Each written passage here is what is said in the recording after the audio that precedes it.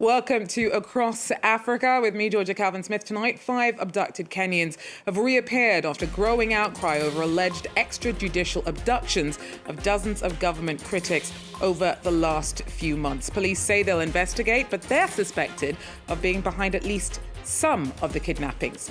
Also, ex-French President Nicolas Sarkozy is in court charged with accepting under-the-table cash from former Libyan dictator Muammar Gaddafi. In exchange, the late leader reportedly got help with an image rebrand from Sarkozy's team.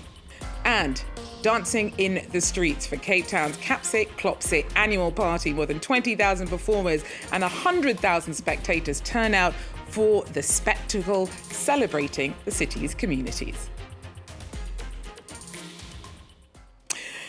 But first, 5 young Kenyans who disappeared last month amidst a spate of kidnappings of government critics have reappeared. Billy Mwangi, Peter Muteti, Bernard Kavuli, Gideon Kebet and Ronnie Kiplagat turned up this week. But police haven't given many details about why they went missing in the first place or what led to their reappearance. Rights groups blame a shadow intelligence unit for dozens of abductions since anti-establishment protests began in June. Olivia Bizo brings us more. This Monday, 4 of the 6 young men who disappeared last month in Kenya popped up in different parts of the country. They were reportedly abducted by unknown men, but their return has raised a lot more questions than answers. Some were found in frail condition, deepening the mystery of who's behind these abductions. Where we have individuals getting abducted, like our friend here and our client, Mr. Bernard Kavuli. This is something that flies to the face of our current constitutional dispensation. We are condemning it in the strongest terms possible, and we are hoping that this should be the end. Please get to the core of this matter and let us understand that if it is not the police officers doing abductions or abducting people, then who is to blame? Who is in charge of these abductions? Who is sending you? Now, it's becoming a disturbing trend in Kenya. The National Commission on Human Rights has recorded 82 abductions since the anti-government Gen Z protests began last June. 29 are still missing. Now, most of these victims have been outspoken critics of the government, especially on social media.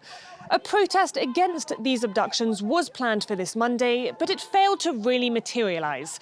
Small protests did pop up in various parts of the country, but a heavy police crackdown and growing fear have kept many from participating.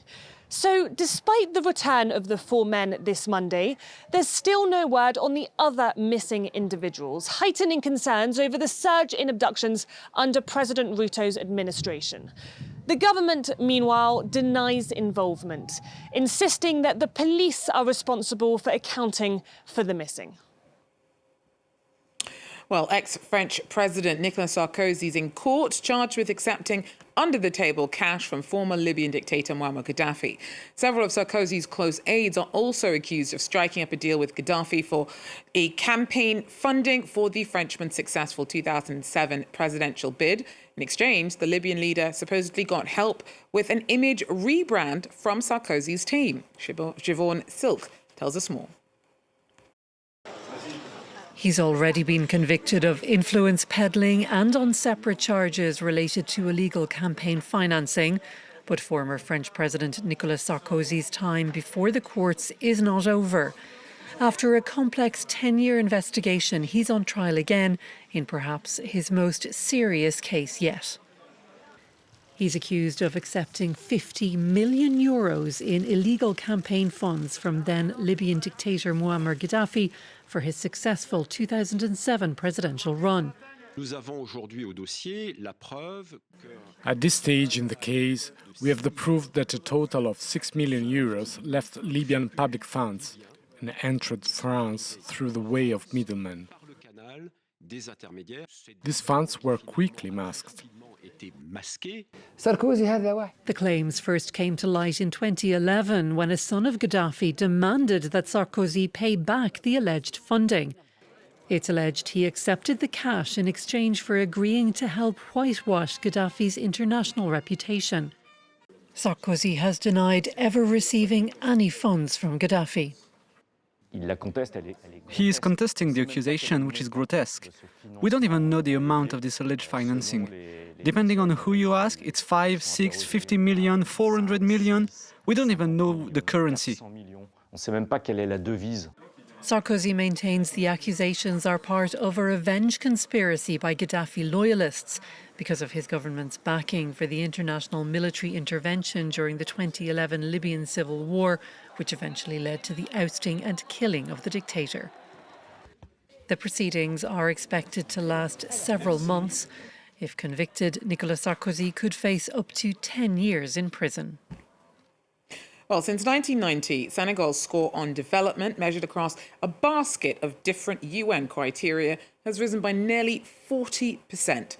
And this push for progress has started paying dividends. It's set to be the fifth African nation to graduate from the UN's list of least developed countries. Caitlin Kelly's in Dakar. She tells us more. In an exciting moment for the country, Senegal has taken a major step towards leaving the UN's list of least developed countries.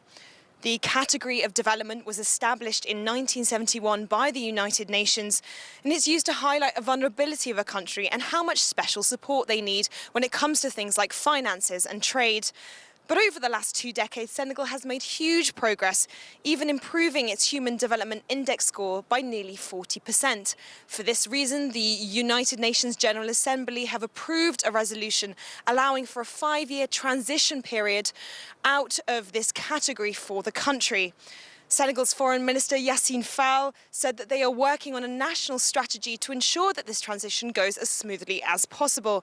And once complete, Senegal will join 5 other African countries who left this list, as well as others like Nigeria and Ghana. It's a milestone and marks a turning point in the development of Senegal, say experts, as well as a very promising start to the new leadership under President Diomaye Faye.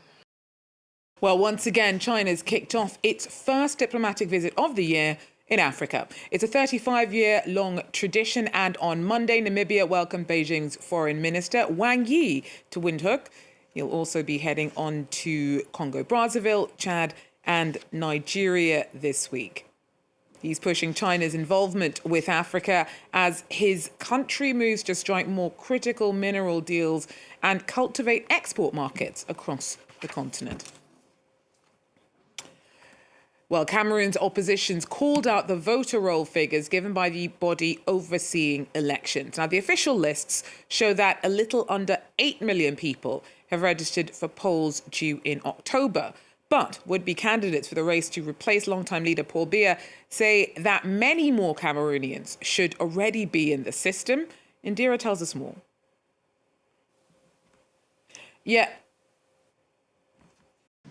The elections governing body in Cameroon, called ILECAM, has reopened electoral registers for the 2025 electoral year. It should be noted that voter registration will run from the 2nd of January right through the 31st of August 2025. Presidential elections are projected to hold in August or October 2025 in Cameroon. Now, the reopening of this list is coming barely a week after Elections Cameroon made public the list of voter registrations for the year 2024. According to ILECAM, about 27,000 people registered in the diaspora, as well as close to 8 million Cameroonians who were enrolled on electoral registers last year. Now, these figures have been contested by the opposition in Cameroon, notably presidential hopeful Maurice Kamto, as well as Member of Parliament or opposition Member of Parliament Jean-Michel Niche. Both, as well as some civil society actors, state that the figures may have gotten up to 15 million people registered on electoral registers in 2024. Now, this opposition is further buttressed by elections expert Hilaire Kamga, whom, according to him, the figures are inaccurate. He has, in the meantime, urged President Paul Biya to issue a decree making it compulsory for all Cameroonians of voting age to be registered and to participate participate in the upcoming presidential elections. It should be noted that 92-year-old President Paul Biya, who has been in power for 42 years, has not officially stated his intentions to stand as a candidate in the October presidential elections. However, his end-of-year address to Cameroonians on the 31st of December 2024 suggested that he may be standing in as a candidate in the October presidential elections. Indira there for us. Now, M23 rebels in DR Congo have wrested control of two key towns in the country's east. Over the last week, the militia have taken Katale and Masisi amidst a conflict that has already displaced more than 7 million people from their homes and stretched the army's capacity to respond. The M23 is backed by Rwanda, and UN experts reckon that there are up to 4,000 troops from the neighbouring country operating within DR Congo's borders. Well, finally, it was a weekend in which the streets of Cape Town were awash with colour for the annual Kapse Klopse Festival. More than 20,000 performers and at least 100,000 partygoers turned out for the spectacle, which every year sees everyone getting stuck in to celebrate the city's mixed race, or as they're locally called, coloured community. Tom got in on the action. This festival is a celebration of the coloured community here in Cape Town, Kapse Klopse, otherwise known as the Second New Year. The coloured community here has survived slavery as well as apartheid, while still keeping its traditional festivities like shown in this festival, at this festival. Kapse Klopse takes its origins from the colonial era, when slaves were allowed 1 day per year off on the 2nd of January to celebrate their new year. That's why it's called the Second New Year. They wear colourful costumes and dance and sing to the sound of guitars and tambourines. Most of the coloured community here is Muslim, so they push back the festival from Friday to Saturday as not to interfere with religious practices. As you can see, I'm surrounded by people from the coloured community here in Cape Town. What does this festival mean to you guys? What does it mean to you?